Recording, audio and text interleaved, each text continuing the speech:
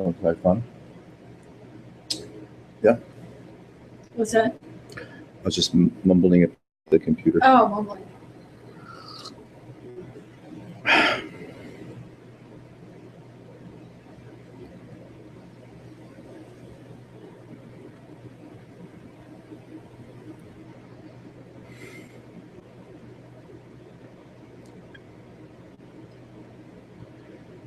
Most of the experts one might turn to, regardless of what age you might seek their advice or intervention or knowledge,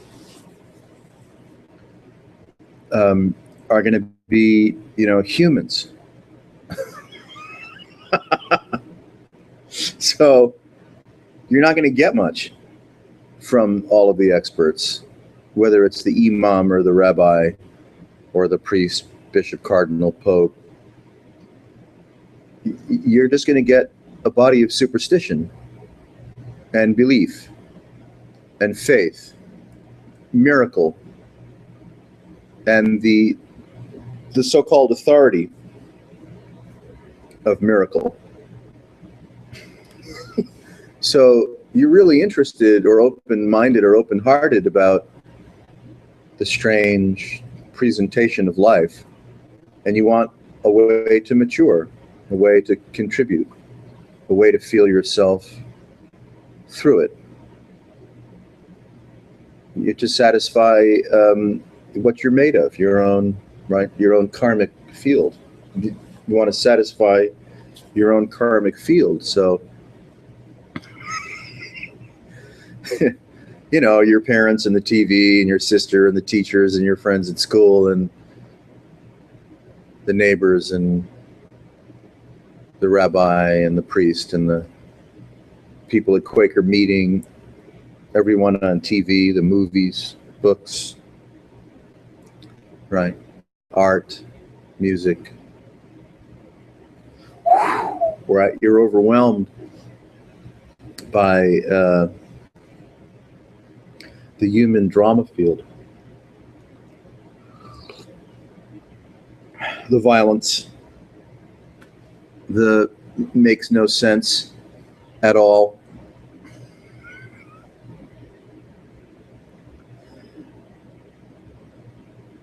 And maybe you're hungry or suffering or confused, because no matter where you turn your attention, you're getting a truly unsatisfactory reflection of what reality might be, because it's just being filtered through posers everywhere you go.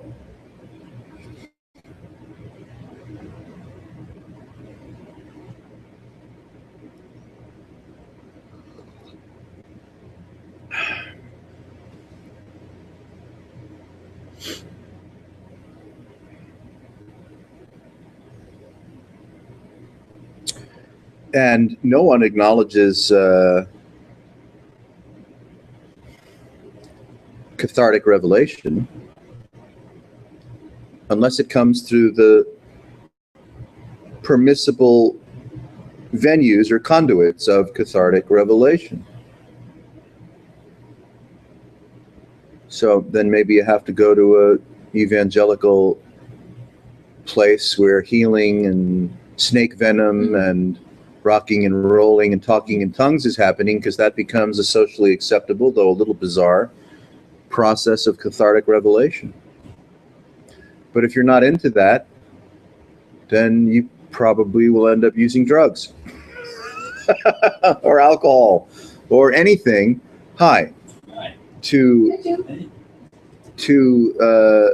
satisfy your hunger and craving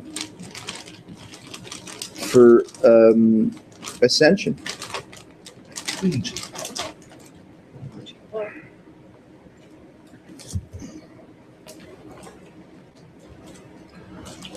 I mean, those lovely folks that founded Insight Meditation Society, Sharon and Joseph and Jack. Sharon and Joseph and Jack. Oh my. each of them, and of course, many people in their generation that they know, were all hot on the trail of ecstatic revelation, of a transcendent experience. And they ran into, various gurus and teachings and things along the way, that each and every one of them that piqued their curiosity and got them really heavily on the scent of what's this all about. And they decided, well, we don't really know what to do. Why don't we find some property and we'll do mindfulness? We'll do Vipassana. It'd be interesting to talk with them, even if they would have any recollection of it, to figure out, when you guys met, whatever that was, how did you figure out that the thing to do was, go through the motions? They just sort of, I don't know what the word is, anglicized it, basically made it more palatable to the mainstream America, something like that? Well, sure, yeah. I mean, which was probably a brilliant, bold move.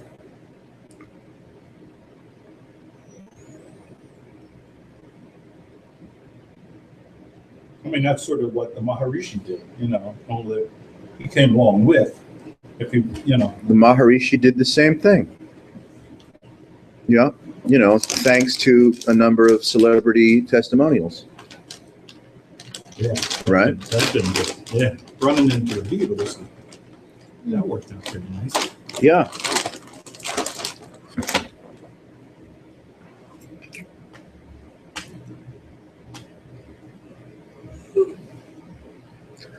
We've had enough Hinduism and Buddhism and even anglicized shamanism thus far, now at 2015, to ask ourselves some reasonable questions, starting with, what the fuck?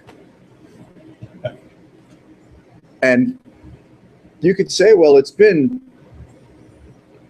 successful beyond our wildest dreams, because you can go most places and find one or several yoga studios or some kind of mindfulness class or group, maybe even devotional chanting is even, becoming popular in more places. Unicorn meditation? Unicorn, Run into that? dolphin, Dolphin, shit happens. Yeah, we missed that. Damn it. That was last night, I know that. the dolphin thing? Yeah, it's right here. Oh, really? I didn't.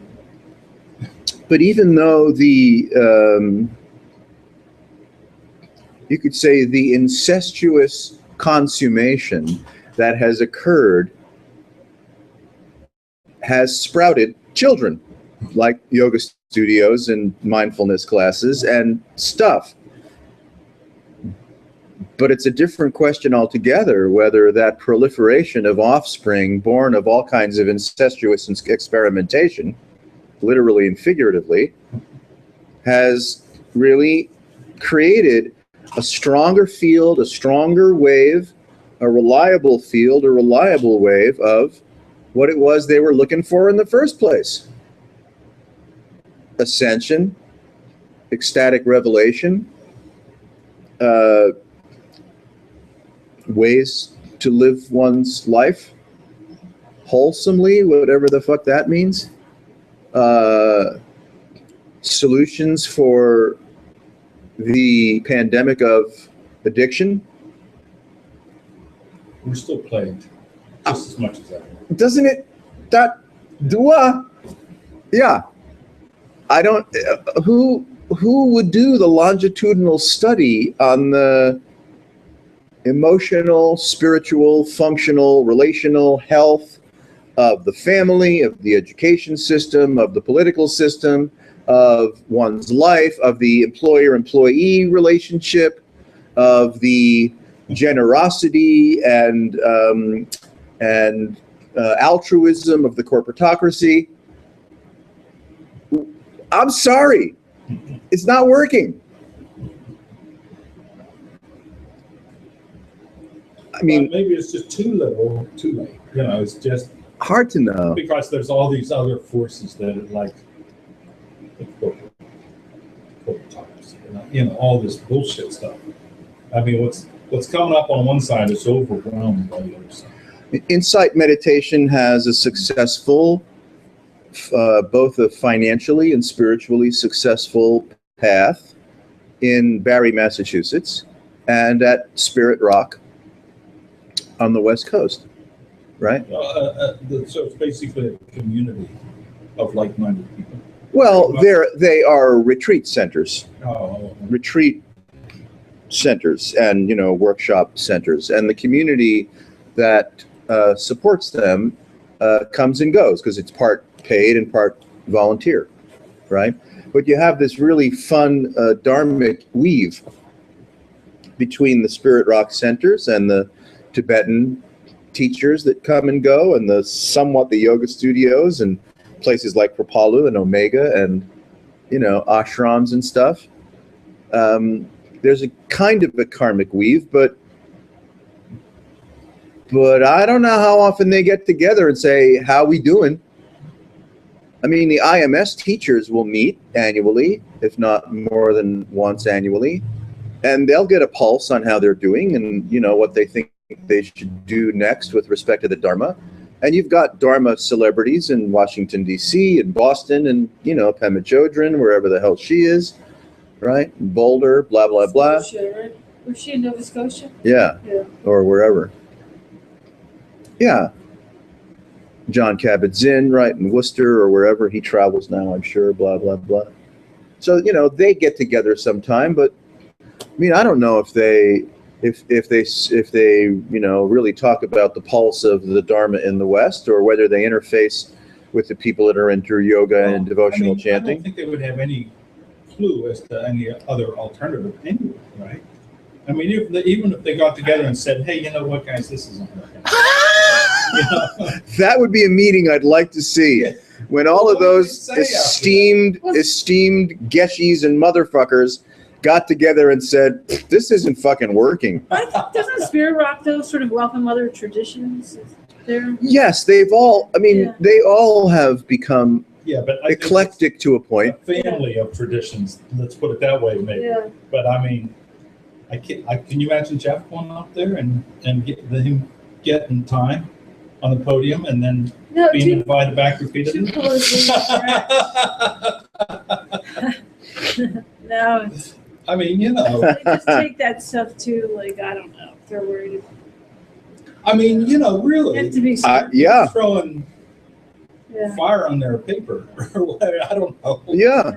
Yeah, Well, sort of like, even if you're successful at propagating through incestuous and even healthy consenting adult relationships, centers all over the place for the me generation. I mean, look at the Omega catalog, which recently came out for the summer into the fall. Thank goodness I don't seem to be getting that. And it's this thick, and you flip through it, and it's like, SOS, man. Same old shit. Byron Katie, Adyashanti, Pema Chodron. Those are the kind of the big names. Harville Hendricks, John of God. John of God. So, and then there's the mindfulness of eating, the mindfulness of cooking, the mindfulness of intercourse, the mindfulness of qi gong, psychology crap. All the psychology crap. Yeah, I mean, it's really just like ho fucking hum.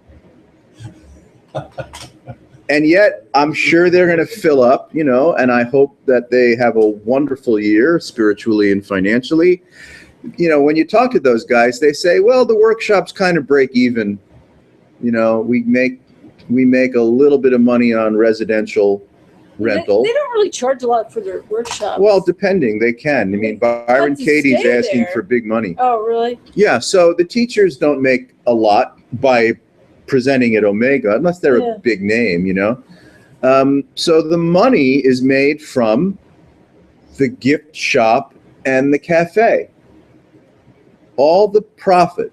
I think, though, the stay there, it's tons of money to, to live there for a week, like $300 Yeah, a person to share a room, a very yeah. bare basic. Well, that's, yeah, meals and lodging, right? Meals and a roof. And a lodging, yeah. Yeah, sure. But it's just interesting when you look at the numbers, the accounting side of Yeah. it. When they're in the black, and I hope that they remain in the black, it's the cafe and the bookstore. Yeah. That's what does it. Everything else is kind of like break even. But break even is a big statement, because when you've got grounds and machinery and plumbing and Yeah. maintenance and winterizing and summerizing Trusted Fahrenheit. and air conditioning, it's like, whoa, it's big dollars, big costs. Human resources, recruiting, the catalog, the publishing, Yeah. huge endeavor, huge. Yeah, I mean, all we do is set up a microphone and eat popcorn. Low overhead. Low overhead's the way. Did you get any response? I can't imagine you got a response from that open hand. I got a response. The celebration coordinator cordially said, be patient with us while we figure out how to accommodate your request or your offering. Okay. And a nice note of thanks for participating. Hey, it's something. Step Maybe it's not. step by step. Yeah, it's not like it's going to amount to much. There's a there's a big difference with respect to intimacy and availability when you're a audience member being entertained, Yes. as contrasted with you're in this for really serious Right. That's it. reasons, that your interest and your vector for direct encounter with the same shit that Joseph and Sharon and Jack, oh my, were interested in, can come to some actual fruition, can be felt, not just as an ongoing accumulation of philosophy, because there's a lot of clever people with a lot of clever ideas and defended personas about what enlightenment and stream entry and jhanas and 1,000 things are supposed to be. Everyone's very proud of themselves. I mean, hands down, right? Oh, it's another day. I'm so happy to be me. Let's go get it. Right? I mean, even if you're miserable, that pride is present. There's a Donald Trump inside everybody. There's a Donnie Trump everywhere. Like, when people said everything has Buddha nature, that's what they meant. They meant Donald nature. Everyone has Donald nature. Sometimes it crowds out the Buddha nature. Yeah. Who's to say? But there's something about turning the corner on pride.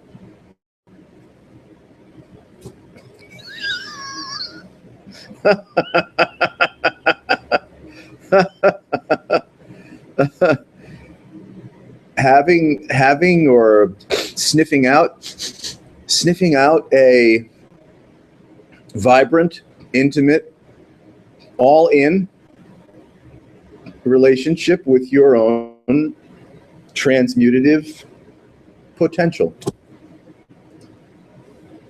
which is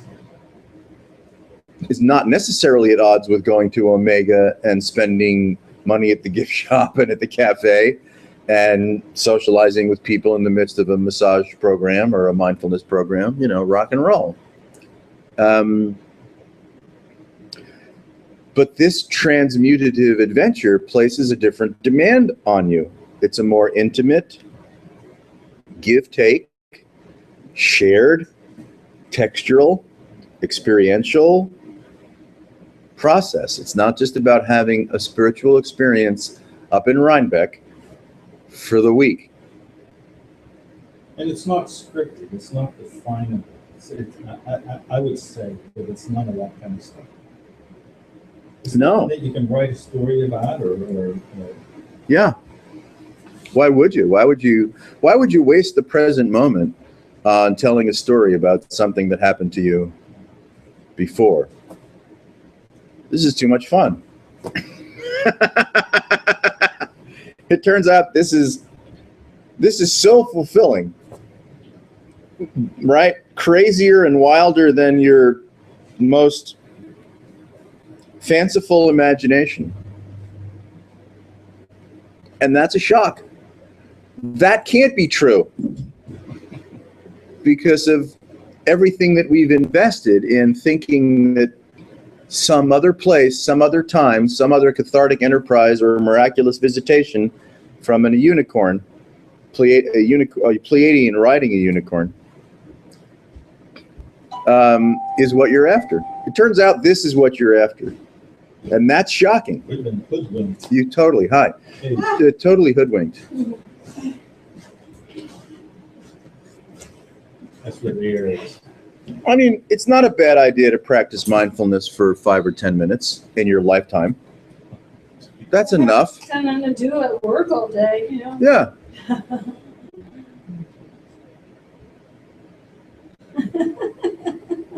Wow.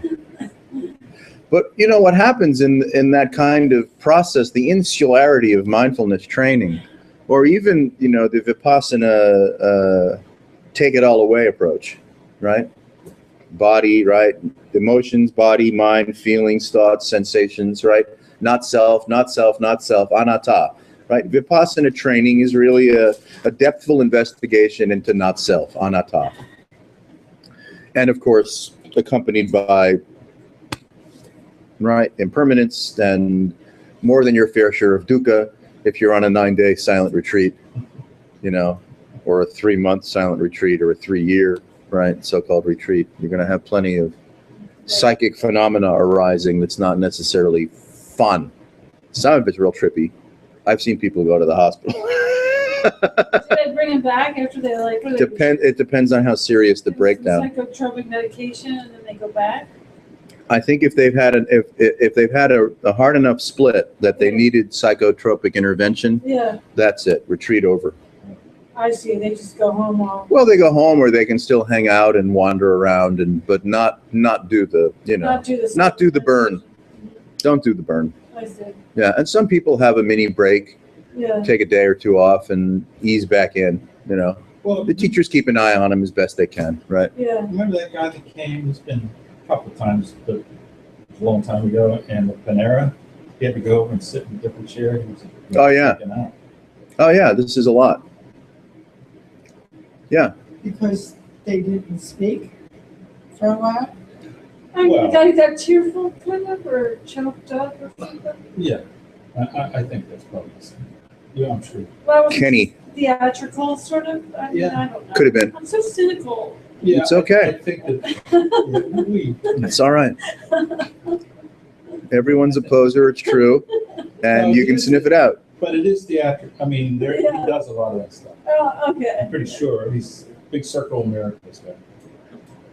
It's insane. Not just the silence, but if you're on an extended, you know, Vipassana, Goenka, whatever style retreat, Yeah. you're entering into a fairly intense sensory deprivation tank.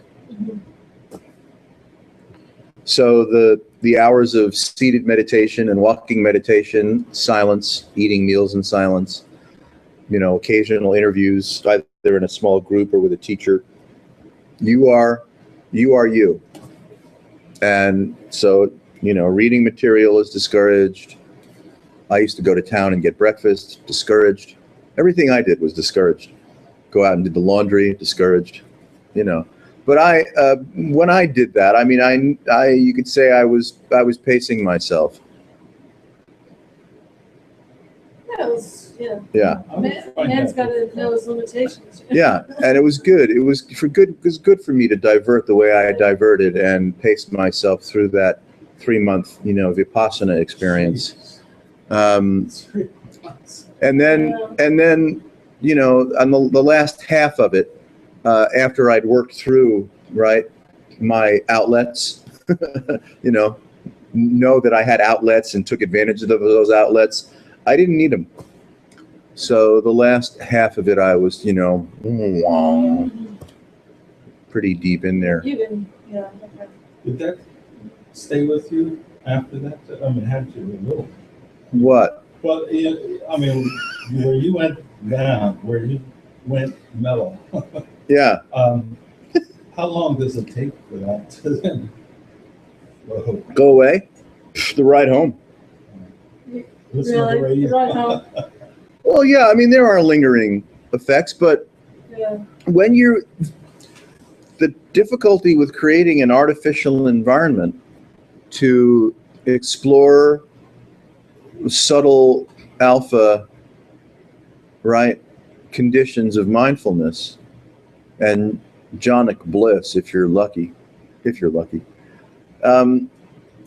you know, you go back to the world and your neurosis and all the other shit you got to work through, and it dissipates very quickly. Did you actually sort of get a choice between Mara's daughters and pick the daughters instead? I totally went for the daughters. I would be sitting there and going, where are the daughters? I wasn't worthy enough, actually, to be challenged by anybody. You know, I was like, I'm Mara, I'm worthy. And I'd look up, Mara, I'm worthy now. And he would be like, dude, you're a pushover. I'm not even going to mess with you. You know, call me in 35 lifetimes. You know, that's like, hello, Mara. Oh, yeah, it's you. Oh, yeah. Call me in 35 lifetimes. Click. Then we'll see whether, you know, I'll send the daughters and the arrows and the flying monkeys and, right? You have to be worthy for Mara to pick up the phone. I couldn't even get a secretary.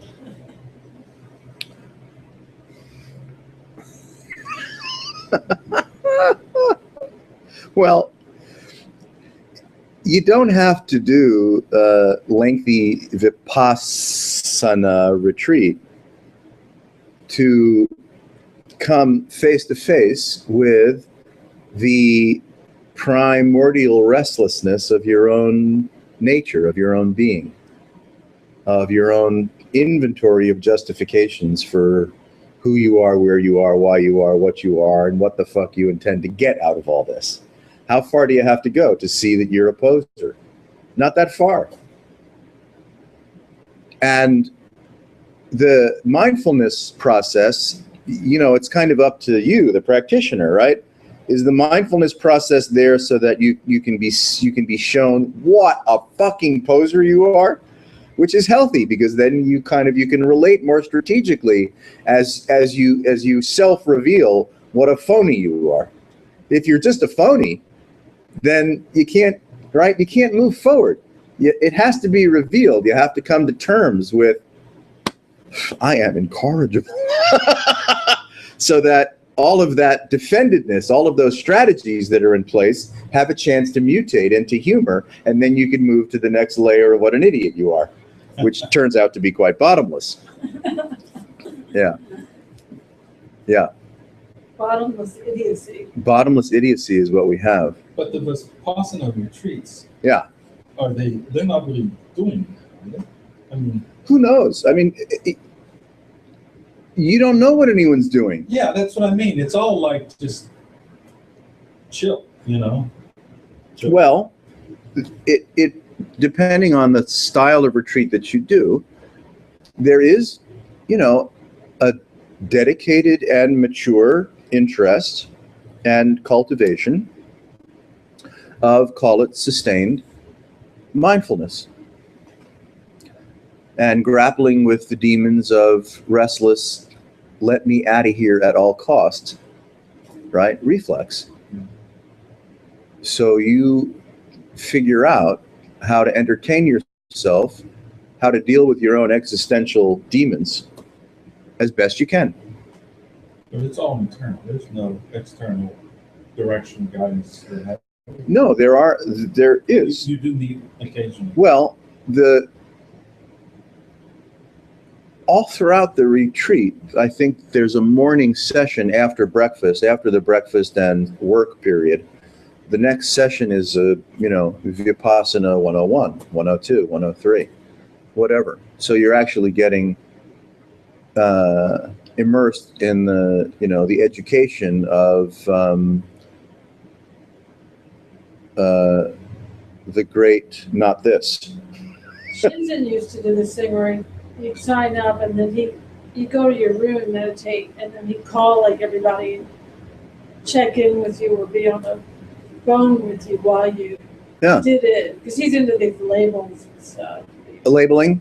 Like you're in, you're gone. Oh, yeah. See, And he's clever, so he's got subtle labeling techniques, I'm sure. Yeah, that he had got. I think maybe from that Goenka guy. Okay. People like that Yeah. He's sort of such a mix, but. Yeah. Well, even labeling turns out to be a rather superficial It's pretty tedious. strategy. Yeah, it is tedious. Yeah. And it's almost like, why bother? Partly, labeling is good so that you can see how profusely, profoundly restless mind and association and consciousness actually is. That your experience is, it's a liquid chaos of impersonal association. And so the labeling, in a way, is, I hope, designed so that's revealed to you, not that you're trying to corral or correct or assuage or medicate it, because that would be all fucked up, because you can't. No, with him, it was supposed to be like, he claims that he went to one retreat and that was how they did it. And he said he was going to go insane. He had to label every single thing he did. Until he says he woke up the next day and there was no ego. It was just labeling going on. Well, but mantra can do that too. Yeah. You can trick this. Yeah. You can trick this into a harmonic, where through mantra, repetition, labeling, call it what you will, or even breath meditation, right? Anapanasati, jhanic bliss. You can fool this into appearing to be ego light or ego free. You can. It's a training, it seems like. It's a brain training. Yeah. 4 elements training. Right. But those are I hope it's not sour grapes on my part. I'll have to check in with Mara. Hello? Anybody there? No.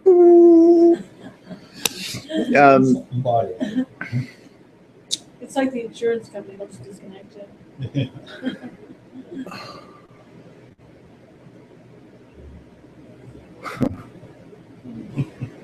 Well, what's ego free? That there's no thought, or that there's no afflictive thought, or that there's no sense of center. It's very, ask 1,000 Buddhists what ego free is, and you're going to get 2,000 different replies. Well, it seems to me that if you are caught up in continuous thinking, and you are so aware that you're just going off and your mind is doing this and that, and then you change it into labeling, and then you go into, you're labeling what is going on.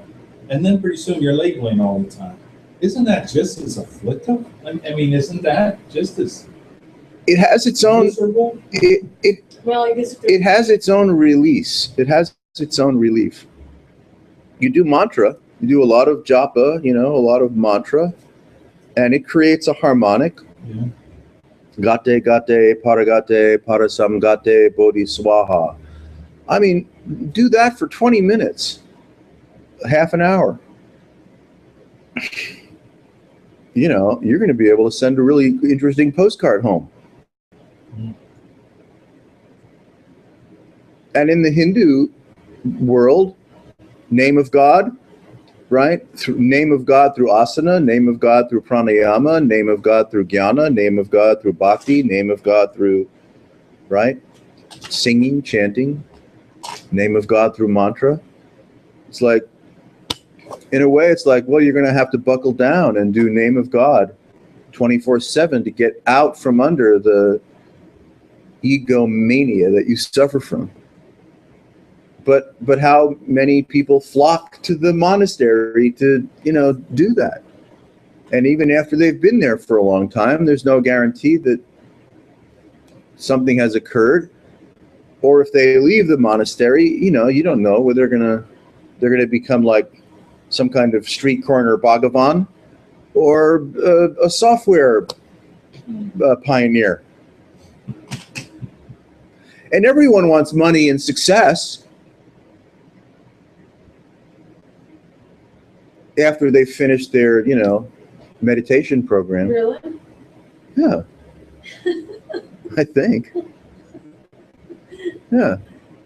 Yeah, because being Yeah. is so fond of itself. They're just still like a rap star, my money, like that kind of thing. It's exactly like that.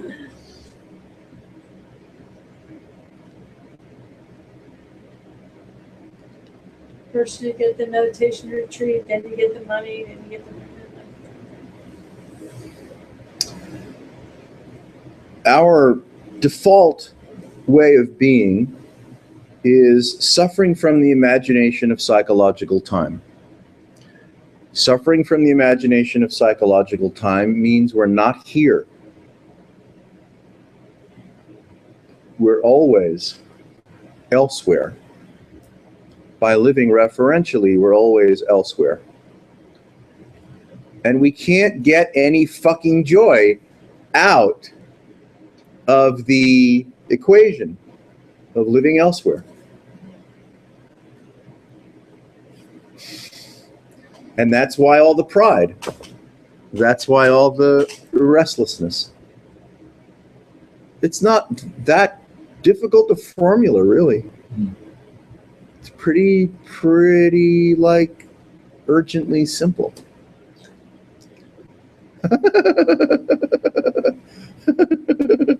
And so we think, well, the remedy to that is, some Ramdassian thing. Like, well, I'll just be here then. That's no good.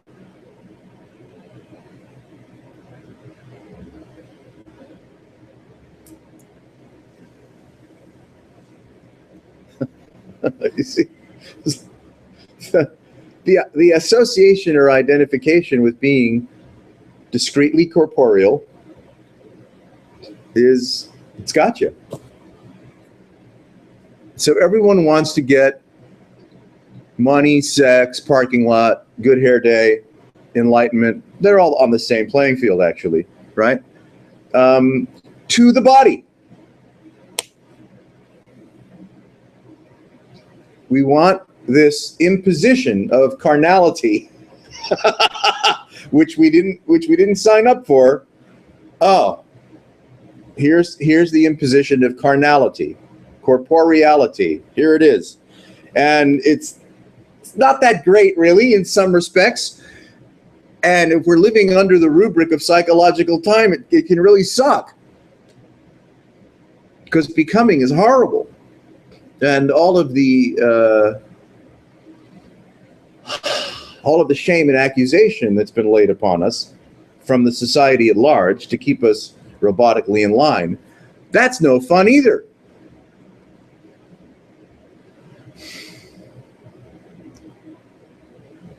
And what you're saying is so unbecoming. Oh yeah, I know. That's right. That's why you don't want to say this. Yeah. No one will come to Omega if they say this. There'd be maybe one or two. One or two. Yeah, well, the food's good. It's pretty good. I mean, you think they would, especially if they, were aging or something.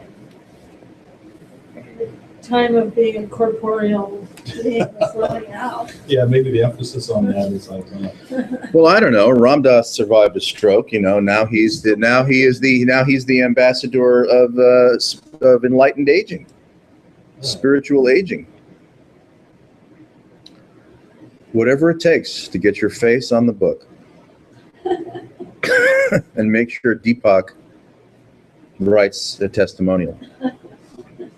think I actually bought that book. I don't know if it's the last one. Hello, Deepak. Oh, hi, Rich. How you doing? Pretty good. Got a new book coming out. Is Wayne gonna write something on the back flap? Absolutely. Count me in, Rich. Count me in, Dick Doss. Count me in. You can write some nice thing about my new book that's coming out. Maybe John Kabat-Zinn, we'll give him an advance copy. Maybe he'll say something about it. Talk about incestuous. By a consortium, that Ramdas book, the last one, I think. Unless he's written other ones since. But he's not really writing. You know. I don't saw think- that Fierce Grace thing. Did you see that? Oh, yeah. I did that a lot. Yeah, that's a while. Yeah. So what's fun is you can do a very, can I say, efficient reduction sauce on this that's not very becoming. You don't really have a choice. As long as the flame is too low and you're not boiling yourself off fast enough, you will remain, for good reason and justifiably so, in the loop of that which is unbecoming, trying to find an advantage. Ooh. That's what life looks like. That which is unbecoming, namely myself, seeking for advantage.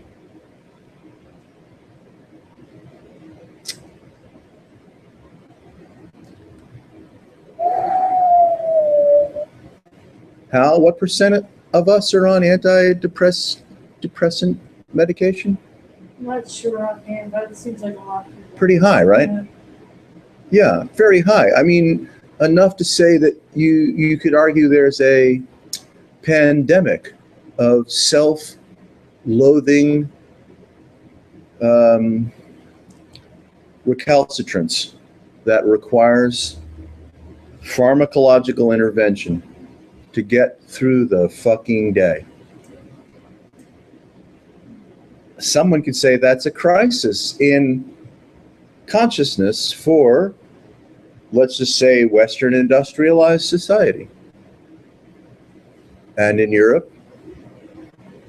And who knows what's going on in the third world, because it's just too much dense life, teeming, right? Suffering, making do with not great food and not great water and truly violent political systems and poor policing and, right? Like all those high school kids that got wiped out by the drug cartels because the mayor was corrupt, you know? Yeah, so we're seeing these really, you know, sorrowful, cathartic events happen all throughout the world and in all cultures, in all religious, you know, pockets. Because this which is unbecoming is seeking advantage.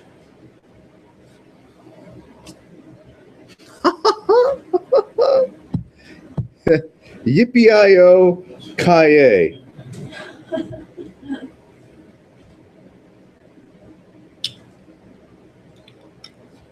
For me, doesn't matter much at all. But it's like, it feels like it's useful to get some purchase on the nature of restlessness, the nature of dukkha or unsatisfactoriness, the nature of vulnerability, fear and panic, the nature of compensatory mechanisms, narcissism and all of its, you know, blossoms. So that with an honest self-assessment, we can reply. You can't reply very well if you're a poser. If your energy is consumed with defendedness and compensatory behavioral reflex.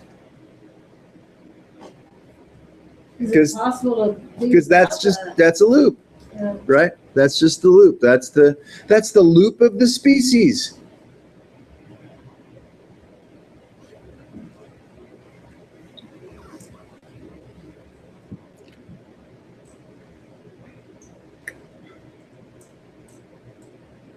This is gonna be the most comfortable chair. Thank God.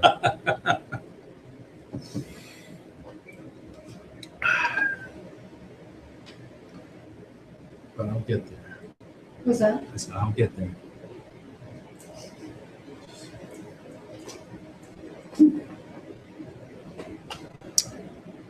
I mean, it would be fun to interview, Got the chair. even by postcard, send out a survey to everyone that has meditated at Insight Meditation Society for the last 40 years. Or 50, or They God do those knows. brain scans now. And ask them, how's it going? How you doing? I'd love to see Joseph, and Sharon and Jack, just, let's say, sit in a hotel, the three of them. Yeah. I mean, they could get more staff if they need it, and ask everyone, how's it going? Good? Mindful? Happy? Equanimous? Generous? Fearless?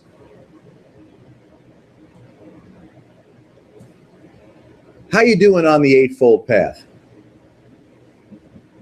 Ahimsa, right thinking, right this, right that, right this, right that. How's it going? How's it going?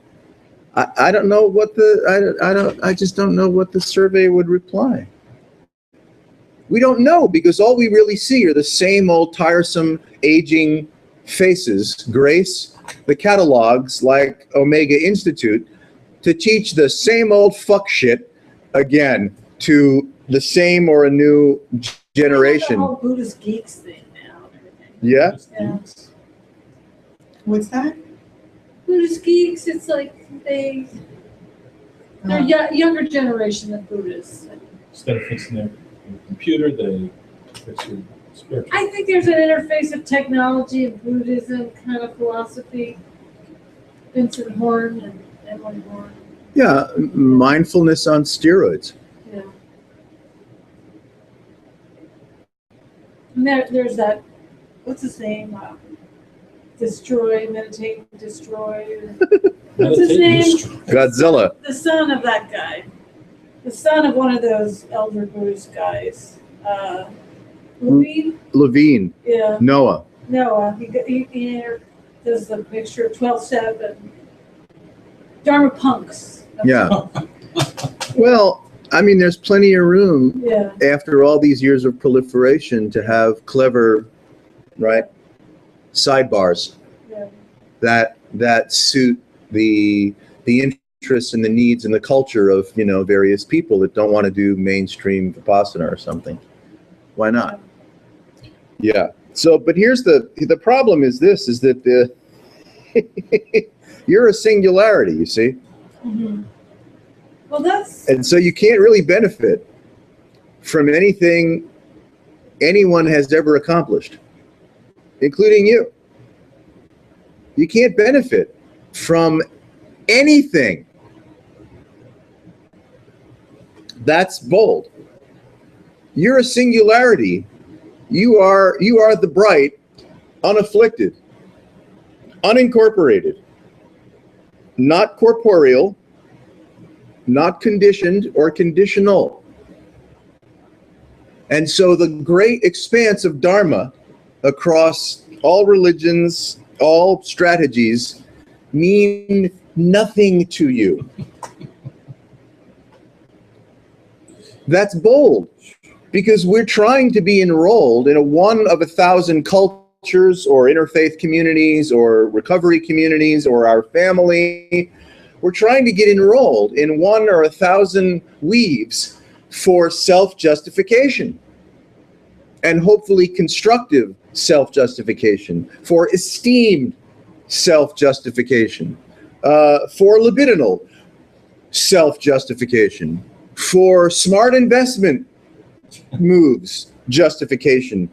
But you can't succeed that way because you are a singularity.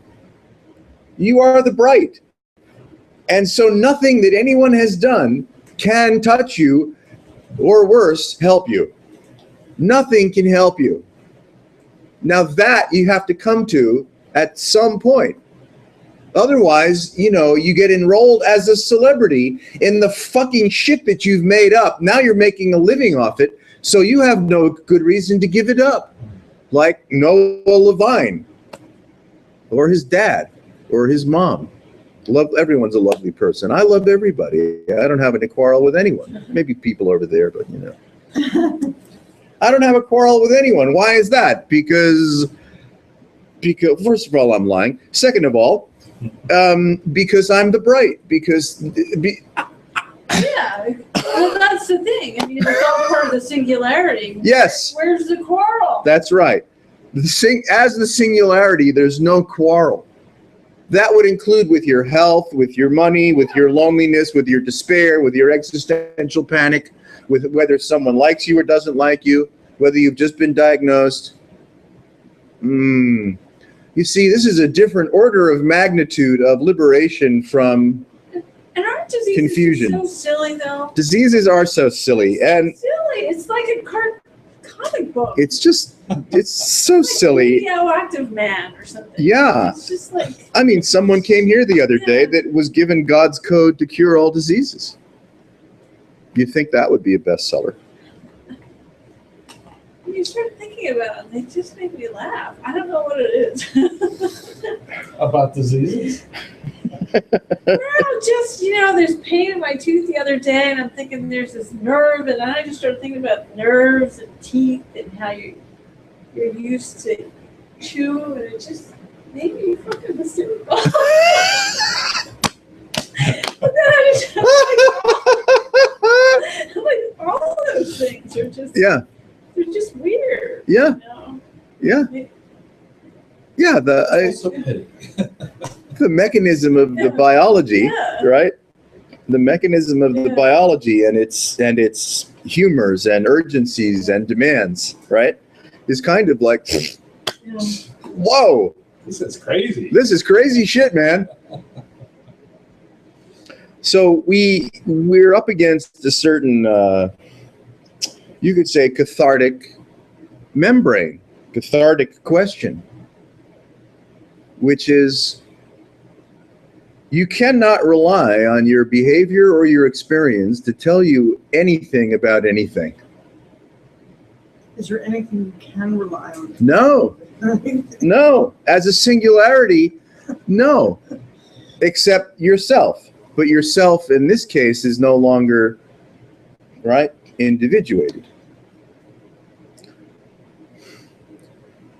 That's a very different shift in conversation or in ascension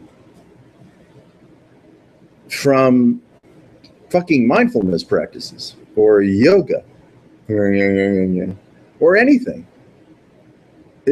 How free do you want to be? Do you really want to continue to align yourself with institutions and belief and practices and superstitions and attention seeking, and have your face on the cover of some magazine or other as someone accomplished in one thing or another, and so you can feed into the neurosis and the sickness of the commercialized society and be recognized as a meaningful, lovely celebrity like, Deepak the workaholic Chopra, right? I mean, what? Seems kind of lonely. Hard to know. I'm not likely to ever have to suffer from it, so what can I say?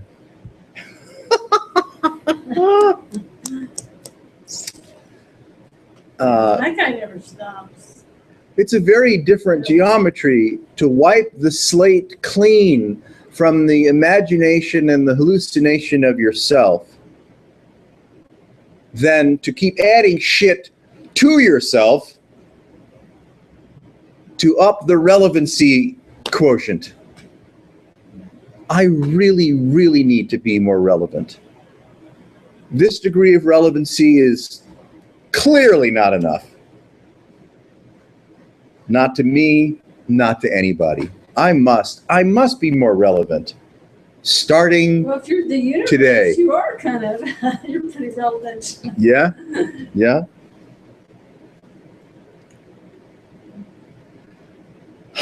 This is, this is yours. This is creative. This is wild.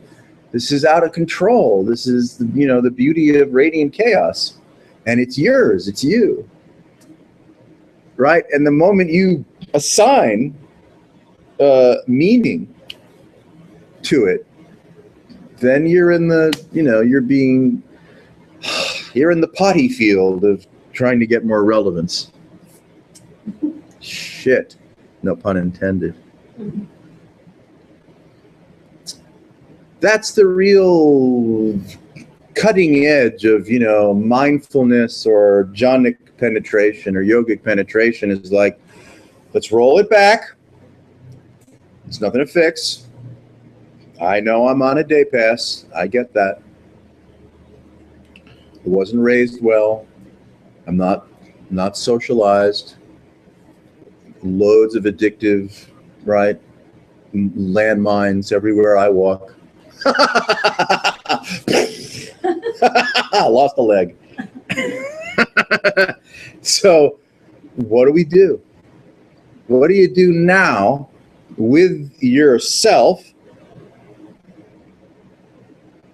if no remedy is being sought? If no justification is being sought? If you're not suffering from the myth of becoming? If you're not suffering from the myth of relevancy or irrelevancy? If there's no fruition other than this.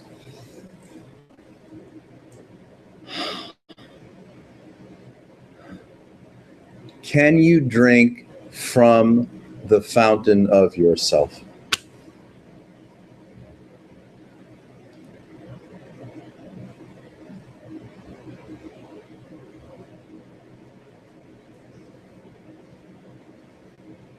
This whole idea of preparedness comes up, and this continuation of mental paradigms and physical paradigms. And all that. Absolutely, yeah. All of these habitual things and built-in programs. Yep. Oh yeah. Keep on trucking. Yep. And then You don't even have to press the button and they launch. Yeah. So Yeah. it's like stopping that. Yeah. I mean, it's a shock. It's a shock to the whole thing. Yes. Yes, it is. So, I mean, that shock can happen, but it seems like the tendency is for it to sort of come crushing back. All these inclinations and paradigms and build up habit and muscle memories and, Oh, it's on tap. Yes. The crisis of confusion is on tap. Do you think that there's ever been anyone, if there were a person, as you say, who escaped themselves? Let's start with you. I don't think I'm. she's like, Start with me. Why not? I've had moments of escaping myself, maybe. Well, that's turns out to be a fuckload of evidence. Not everyone you meet can say that or would even think to say it. Just because they were not aware that they have escaped themselves, or they haven't put any, so to speak, thought they haven't into it. identified. They haven't identified it. Yeah, But I believe they have, I have no reason to doubt your instinct. How, I know you say there's no such thing as enlightenment, if there were, you know what I mean? But Nothing I say is true. in a sense, I get it, and in another sense, it's like it's completely frustrating. Excellent. Because I go on these little, whatever Deepak Chopra moments or Oprah moments where I'm like, I got it, in the groove kind of thing. Yeah. And then Books have been written about the zone. I catch myself in some kind of squirrel cage Yeah. where I'm thinking about people I can't stand Yeah. to think about. Right. you Yeah. know? I can't stand myself for thinking about the people I can't stand. Right. Yeah. I They get it. don't even exist, and neither do I. Yeah. Yeah, right. And I get that I'm making up a story about them. Cool.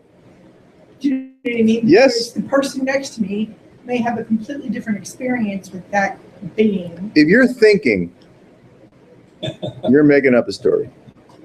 If I'm thinking, Not just you. I mean, if this is thinking, it's making up a it's story. making up a That's story. what the thinking is, yeah.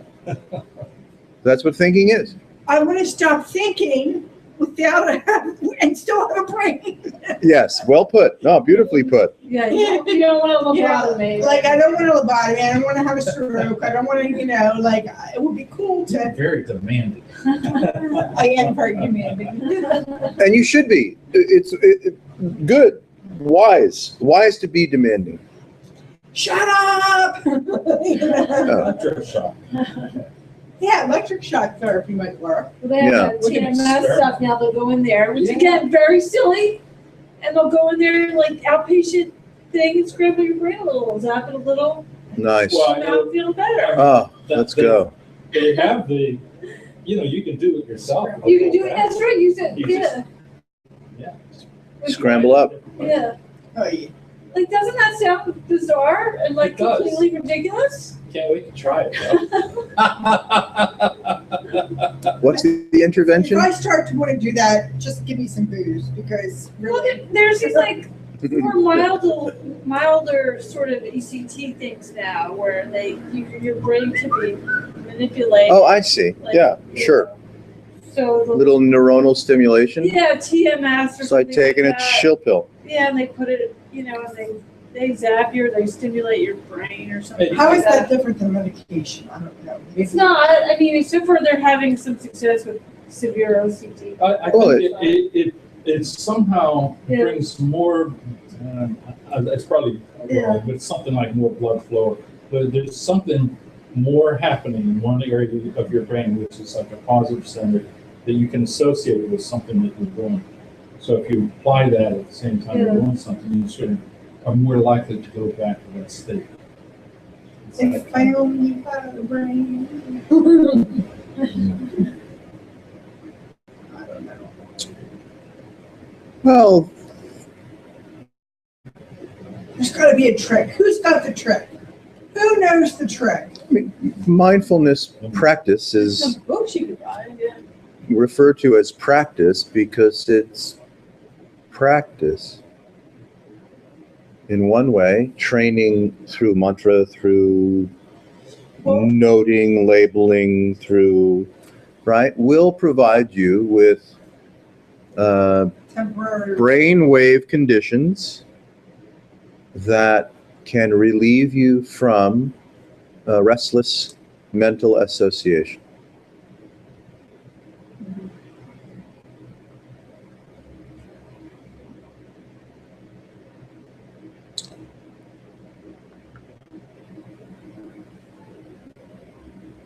I have gotten moments of sort of distraction or relief from mantras, doing Yes. mantras with groups of people. Yeah. As long as there Cute. wasn't a good-looking guy somewhere in the vicinity. Right. A you hunk. That's Hugh hunk. the oldest trick in the book in those things, right? Yeah. The oldest. No, I mean, if I keep my eyes shut and Jai Ram, Shri Ram. Jai Ram, Shri Ram, Jai Jai Ram. I wonder what the guy in the front's doing. What do you, yeah. This is a muscle bit flex. What do you No offense, Jeff.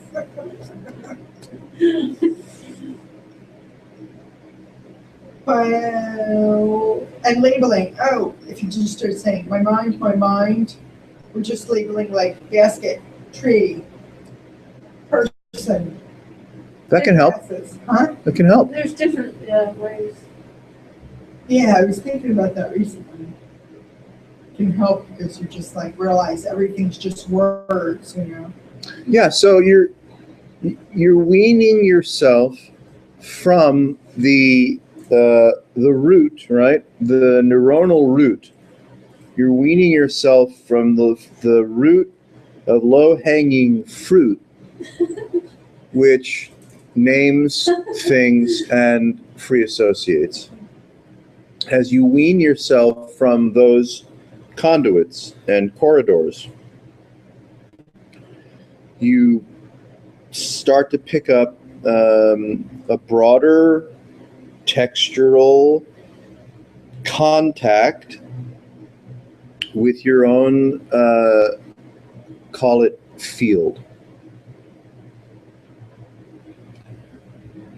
The field can reveal itself to you as being somatic or related to the, call it the imaginary boundary of what we call the body, right? So that you can actually expand into physical space, and that assists with diffuse attention. So now that you're feeling a wider field of sensitivity than being myopically stuck in mental or theatrical association. So you move from fixity, theatrical association, to diffuse attention. And you can use any kind of method or bridge to do so. As you become more acquainted with diffuse attention, then it becomes less interested in objects. Diffuse attention becomes less interested in objects and objectification. It's like if you're smelling a beautiful flower, right? It permeates the space, and the aroma and your enjoyment of the aroma is not two. Right? The fullness of a beautiful sound or a beautiful vista, a beautiful face, a beautiful aroma is a fullness which reveals a non-dual delight. So can your field of diffuse attention reveal non-dual delight, because you're not in the loop of objectification. And the field is rich with nuance and subtlety and textures which are subliminal. So you become conscious, not through thought, but you become conscious through waveform, through harmonic, with subliminal data, subliminal information, subliminal texture. And really, what a distinction. And that's fascinating. It fascinates you. But you know, I was just today, maybe yesterday, I was passing by a field, and in the foreground were these kind of thorns or wildflowers, and I'm like, Yeah. and coexisting with the wow is, hey, you really appreciate that stuff. Yes. Wow, look, you seem to be appreciated. I mean, there was this like other thing going on. The It's interloper. like this guy cut the legs The off. interloper. Yeah. Yeah. And it's like, All right. well, that's no fair. No. You know? No. And is that like, well, am I proud that Yeah. this is a good thing? Is it because I've been told that like things like this are beautiful and you should appreciate them? You know, That's it's what like, you want to be it's just- free of, is the that's- interloper. Yes. I get it. And Yeah. I mean, I've done these things where, and it just sort of has come spontaneously, where I'm like, he's looking at the field, he's driving a car, you know, sort of third personing the whole deal. And in a way, that's kind of interesting. Yeah, it does give you a lift. It does. Yes. But Yeah. this other voice, this other thing that keeps popping up. Yeah. That's the weaning. We're weaning ourselves from. Is that what you mean by consciousness when you're talking about consciousness sometimes? I could be, Yeah, I mean, the way but that probably you were not every using it- time. No, right, because it's such like consciousness. Blah, blah, blah, blah. You know, Yeah. but I think three things ago that you wrote. Oh, just say no to consciousness? Yes. Yes. Right. It's like this thing going on. Well, yes, but I was also referring, you could say, to subtler textures than even the voice of the interloper. Do tell. The underlying. The underloper. The underlying. The underloper. Yeah. Do tell. Is that the interloper that you're in denial of?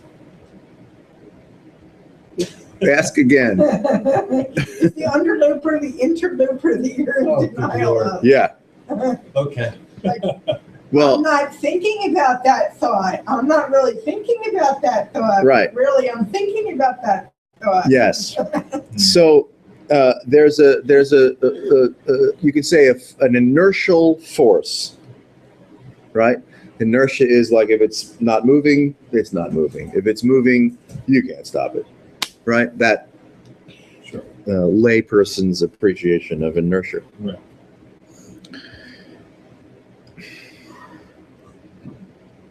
So the interloper, the presence of the interloper is noticed by something other than the voice of the interloper. The wildflowers and the unicity of the delight is felt, noticed by something that other than the delight. Oh, wow. Other than the what? The delight. The delight is symptomatic of what? Of, call it consciousness, appearing in the role of the observer, and the flowers and the atmosphere of the beauty of it all, creating a moment of crescendo of not a care in the world, because beauty is all there is, and no one will ever talk me out of it. And then, boom, the interloper is like, hey, it looks like you're having a good spiritual experience right there. Right? Yeah. This must be non-dual. Yeah. Non-dual, right? Yeah, right? Right?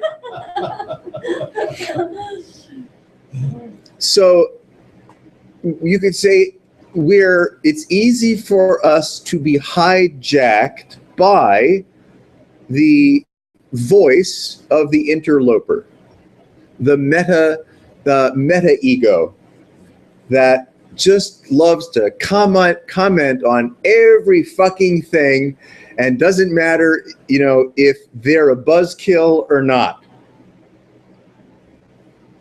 Yeah.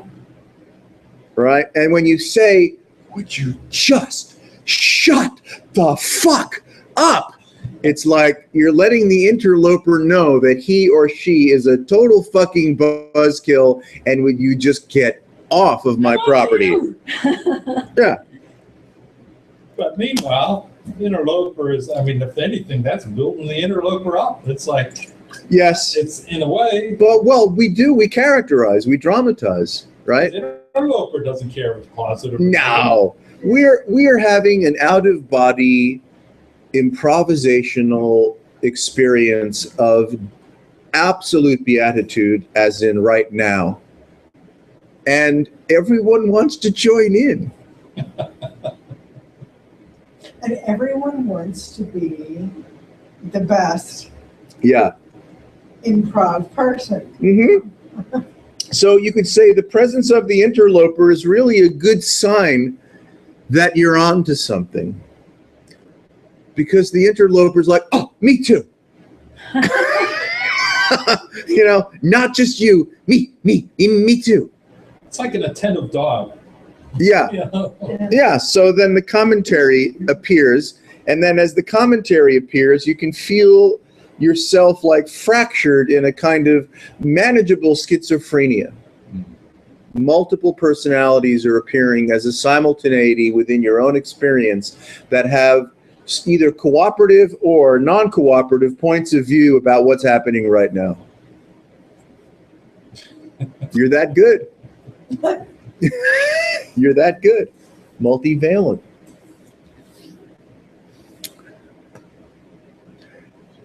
But it's possible, it's possible that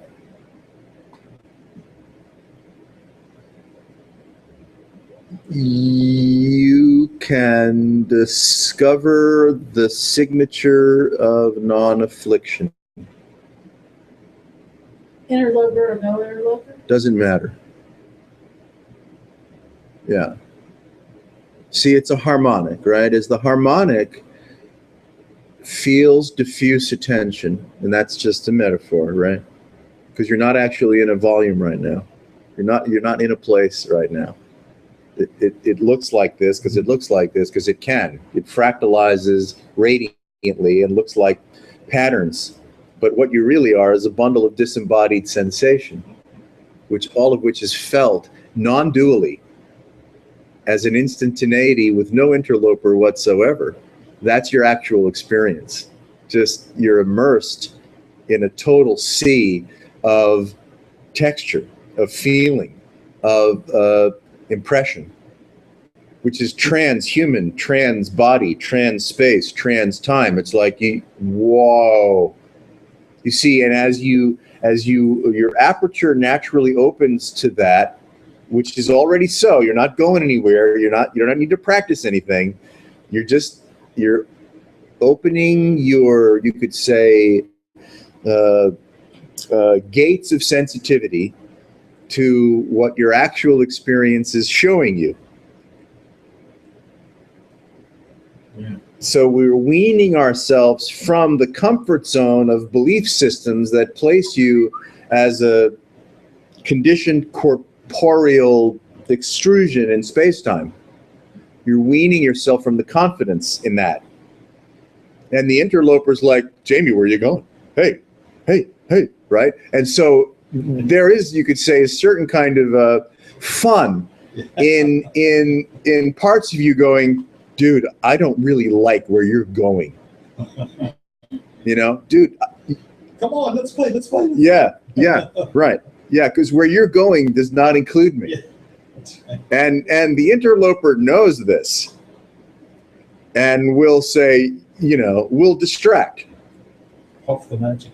Yeah, and you could say that as you, wander down the corridors of Neti, the interloper becomes more playful, more creative, more bold in hooking your attention back to the presumption of space-time body-mind.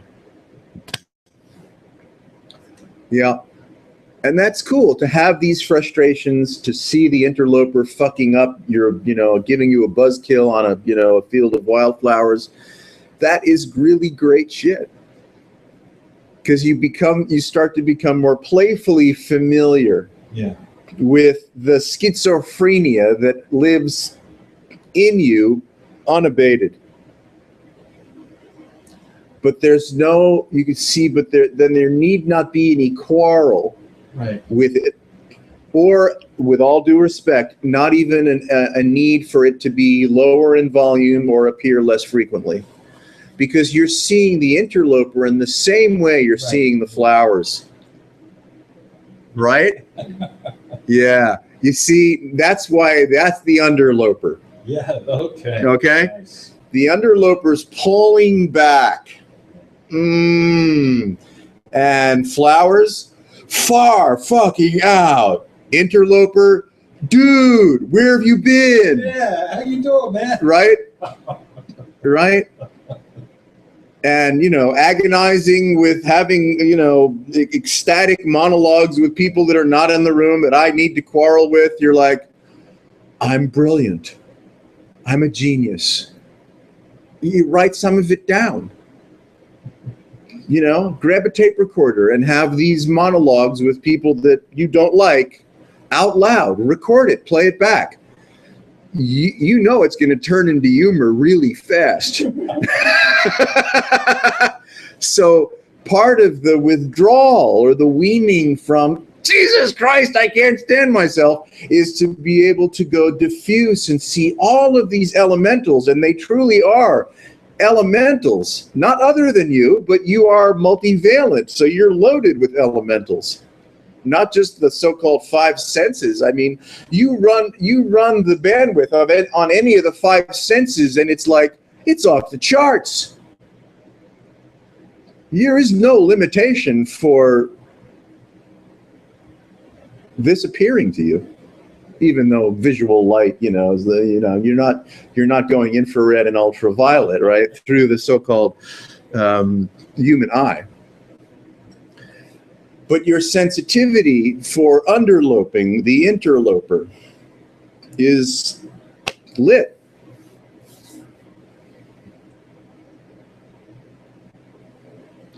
Let it, that's why just say no to consciousness says no. But to what? You could say to the whole thing, to the whole mirage. You're not interested in the entirety of the mirage appearing to you as another mirage being, as as a corporeal, wearing a corporeal sheath in space-time. Fuck that. It's more like the you that you may find yourself in a dream. You look at it, it morphs. You feel sometimes that's cool. It's morphing. That's cool. All you've got in this intimate moment, now this one, now this one, now this one, now this one, now this one, now this one, see, is you're just witnessing morphic brilliance. And that morphic brilliance also includes the myth of your subjectivity. So it's not just what's outside of you, it's where you are and what you think you are is all being morphing into view. And so it has the capacity to identify, right? As an individuated locus of the bright, like how about a star? A star is diffuse, gaseous, strange, not quite sure what it wants to be, right? But over time, under the right circumstances of pressure, gravity, heat, and uber ignition, with enough fuel, it becomes a singularity of brightness. So we can see that consciousness is quite capable of animating itself as a singularity of radiant bright. Well, that's you.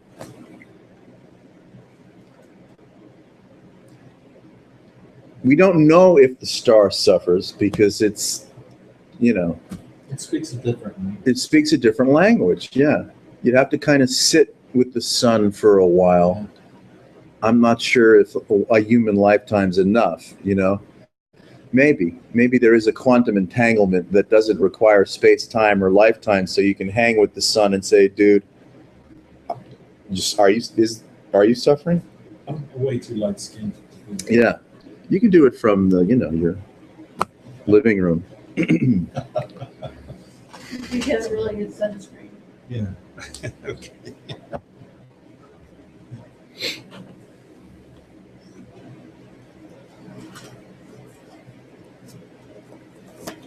I did have it, I keep on, I'm battling my head now, right? I'm battling the interloper, but it's like, there's part of me wants to say this as like, oh, good, I'm doing good or something. Sure. But I did have an experience this morning. I walked out back, I was walking around, and all of a sudden, I have a tree that has these, it's a southern magnolia, and it has like a really strong certain scent to it.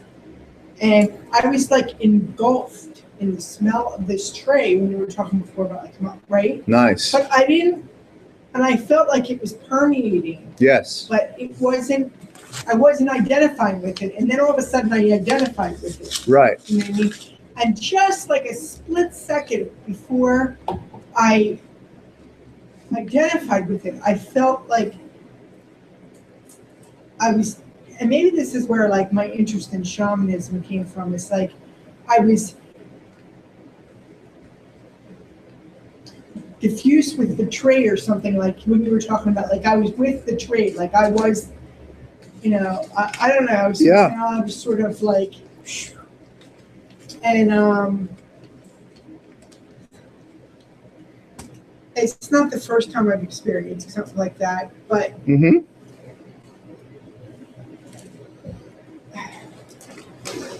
maybe I could write a book about all that, or several books about all that, and make some money. Good. I don't know. We'll come to your I workshops. just seen it. I want to be a groupie. Yes, so here, this present moment is the best portal you've ever had.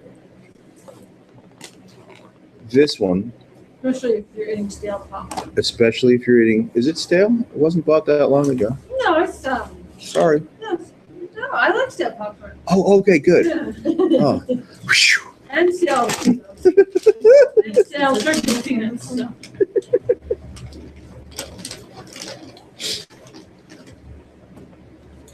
Because my dentist says I have a good mandible. I like them. Oh, for a mandibular exercise? I guess. Nice.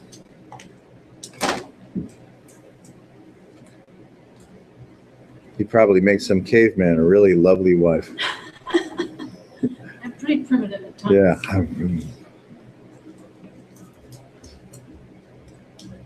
Well, I sat down the wrong way, That can happen. and I got to get this knee back joint. Yeah, good luck. Got it. Good. Thank God. Oh, thank. Whew. Yeah, Whoa. because that's been Otherwise, you'd be here all night. Ha!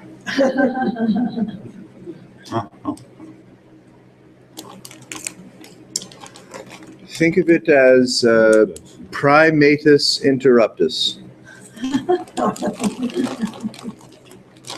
You see how familiar and easeful you are, right?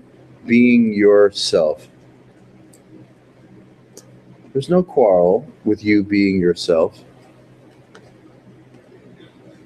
And you can, let's say, be just as easeful with not being yourself. And the present moment, were there any, it turns out to be the portal, the wormhole, and the actualization for you not to be yourself. Which doesn't have any quarrel with you being yourself. See, mind, which is a movement of association and measure, is not so adroit at being itself and not being itself concomitantly. Because mind operates through comparison, right? Measure, and something being true at the expense of something else. That's how it imposes meaning on what you call the lather of present experience. You don't know what's going on. It's focus. It's the opposite of diffuse. Yeah, and well, it's movement, it's assignment, and the listening to the assignment, which is thought, is a kind of focus, right? Yeah. That's the mind that you can't, you're asking, would it just please leave me alone? Right. And it's, going back to the physical evidence that the Jill Bolt Taylor experience, where she had a stroke Right. on the left side of her brain, and basically it was flooded with blood and killing cells. crazy, and the right side was wow, oh wow, and everything. You know, Yeah. it's without that, the way she describes it, without all that chatter, there was no chatter. Well, here you go. Need a little switch for the left side of the ring. Here it is. Yeah, but you might do things like forget to go to the bathroom or, Another useful tool, since we're on kind of a tool theme.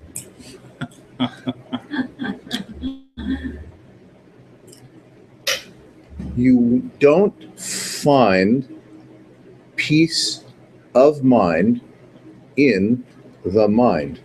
Yeah. Duh. Peace of mind would be better phrased if it were peace from mind. Yes. In that context, then, if you're looking to mind to obey your instinct for transcendence, it won't. It can't. Then you're like, oh, my mind is an obstinate motherfucker from hell. Okay, no problem. Then you don't seek in the mind Yeah. for the fulfillment of referencelessness that you really, really, really want. Yeah. Okay. So where do you go? Right? Because you still have to, you could say, travel within yourself, within your present experience. You could go to Machu Picchu, but it's not going to work. You could take ayahuasca, but it's not going to work. Except you could say very, right, momentarily. You have to figure out if transcendence is on your dance card, where you're going to go right now. And it's not mind. So you have to become friends with the underloper.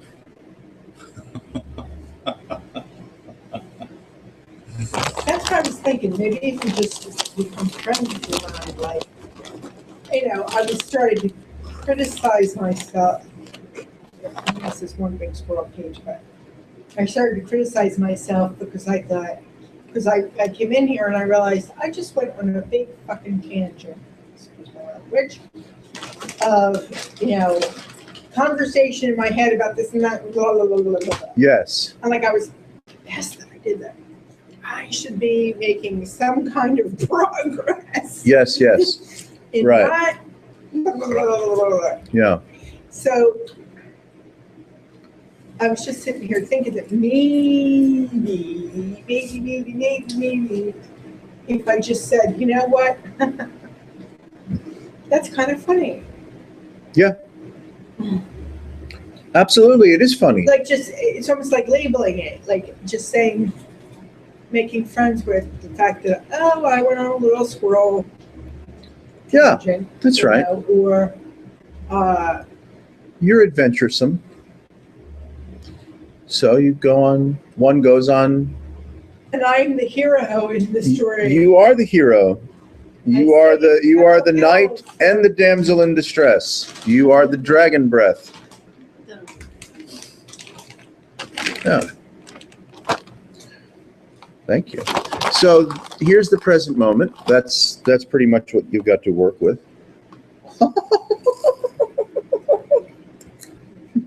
Nobody really wants to know that. What's that? That here we are. This is it. Not too intimate.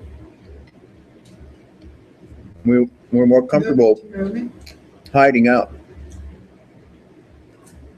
Yeah, moment to moment is just a way of saying, I don't know what this is, but it doesn't quit. What's moment to moment mean? I don't know. This shit just keeps coming at me. That's moment to moment.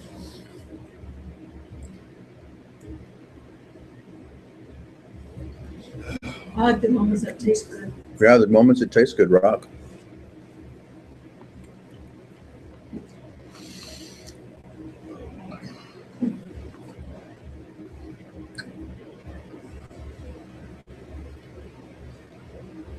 You can practice by feeling your present experience through your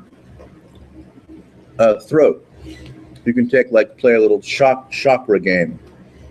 Feel your present experience through the root, through the reproductive, through the, hara, through the heart, through the throat, through the third eye, through the crown. You can also feel your present experience through an organ, like how your lungs doing right now, right? How's your spleen, right? You can feel your present experience through the vibratory sigil of your organs, the skin, or even your, endocrine glands, which are very mysterious to us because they're so crazily powerful, but they're doing their own thing, right? It's hard to have a relationship with your adrenal glands because you're like, what do you guys do? Or your pineal gland, or your pituitary gland, or your thymus, or your Isles of Langerhans, and your pancreas, right? You're not really sure what they do. I mean, it's even hard to figure out, to have a relationship with your liver, even though the liver does more than anything. Is that right? Way more than Don Trump. Yeah, the liver's crazy. I mean, it's not human. It's beyond the beyond. In terms of how it multitasks. It also sounds so. Funny, like you said before, like the Yeah. teeth and the jaw and the mandible, and right. Yeah. Yeah, no, it's crazy. But you need not that you need to do anything, but you're looking for different wavelengths within your present experience to relate to your present experience. To get the fuck out of your head, to get out of mind as the, controlling, attention-seeking interloper. Now, as you play around with it and you're like, oh, this present moment is it's way bigger than anything I could even think of, then you're not reflexively going to mind to tell you anything about it, right? That's that simple. You realize that your mind can only come up with some kind of referential storyline, which is absolute bullshit, based on conditioned stimulus and response, which is absolutely untrue. So you're like, oh, well, then I won't use that. Like, well, okay, I'm not using the mind to tell me anything about this present moment. Like, wow, this is cool, man. Because the light's doing the telling, the sound is doing the telling, the temperature's doing the telling, the internal, textures and moods, or they're all doing the telling because you're actually living non-dually. You are living as an immediacy that has no time gap. The mind suggests the time gap, the movement of thought, the movement of association suggests the time gap. Therefore, it suggests the presence of you as being other than what this is.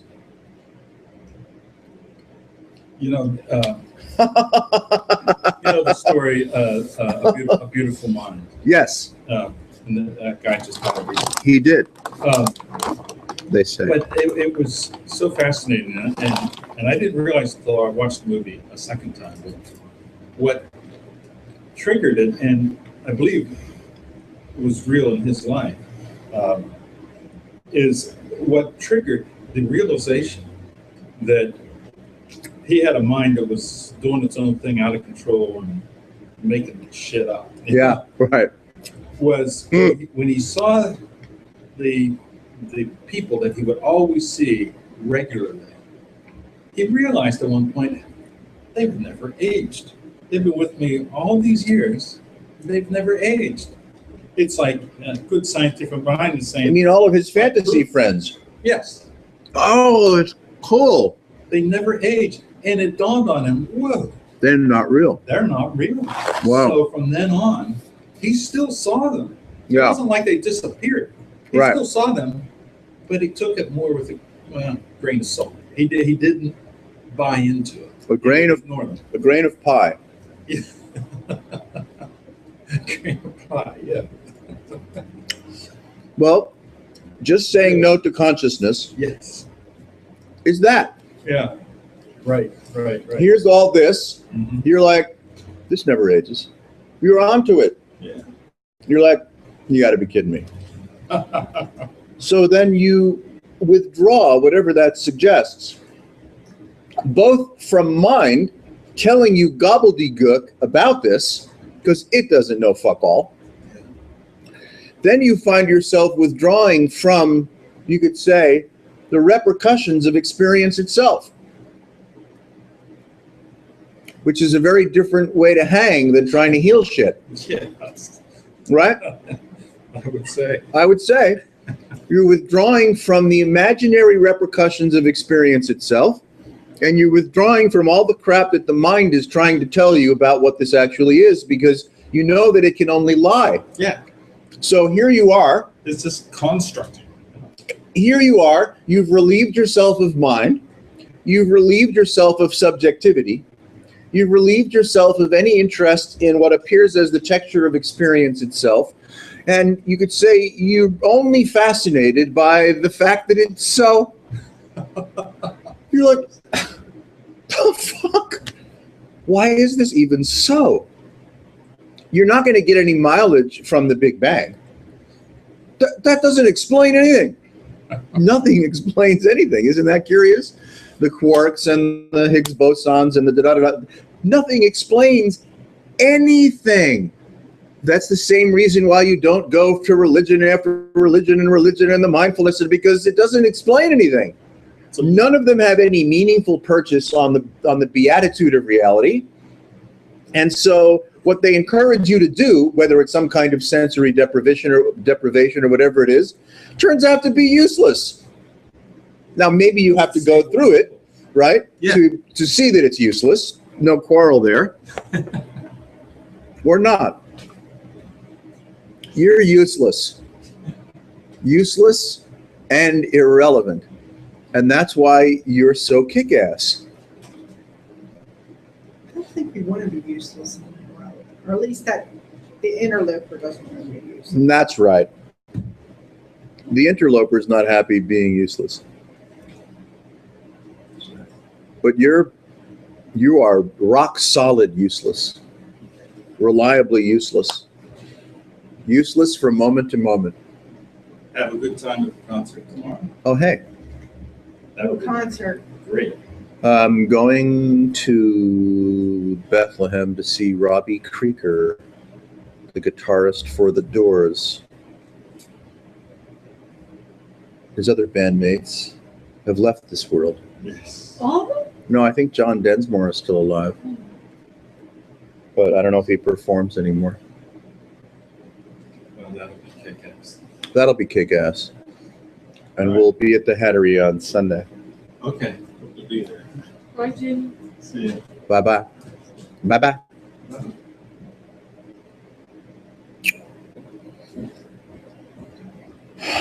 People come and go.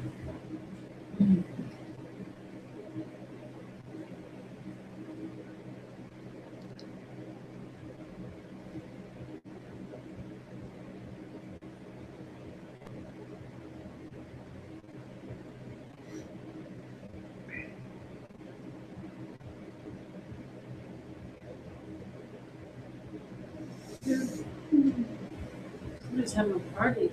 Sounds like a party. It's crashing. Yeah. Probably in someone's car. Those are the best kinds. Yeah. Driving around. Margarita just made out of squirt and tequila in Tucson.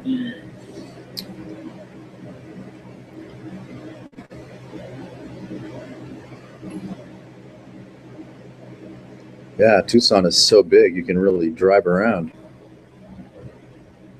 Yeah, wide lanes. Yeah.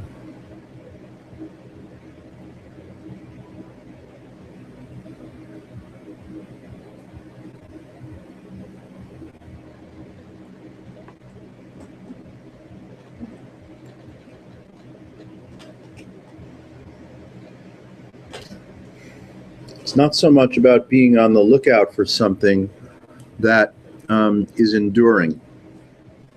See, we get tripped up by thinking, I want to find something or cultivate something or nail something down that's enduring. And that's just being like a hamster, you know, putting a seed in your, right, filling your cheeks with seeds. Yeah. You really don't want that. You don't really want to find something that's enduring in terms of a strategy for, you know, self. Yeah. No, you just want to liquidate on the spot. It's different, right? Liquidating on the spot relieves you from having to find anything or cling to anything or remember anything or take it out from a dusty hat box at the top of the closet so you can, you know, apply your magical powers. You want to just liquidate on the spot. And that turns out to be, you could say, much easier.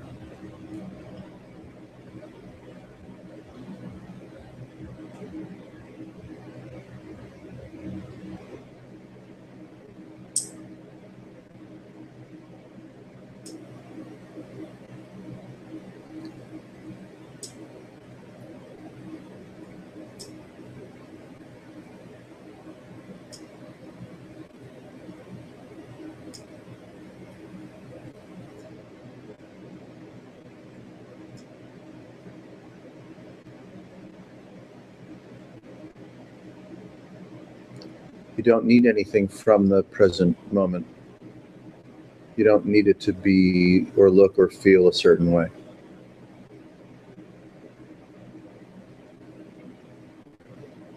You're not